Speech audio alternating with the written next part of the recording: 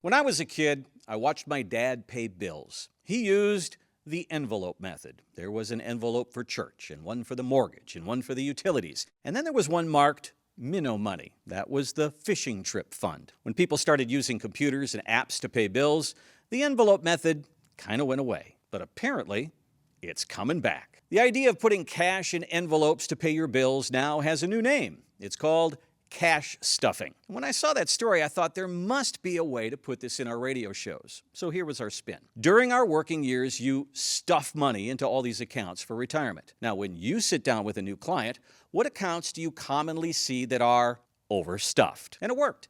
Our advisors talked about too much money in your 401k or tax-deferred accounts. There's a time when you might want to consider putting more money in a Roth. They also mentioned stock.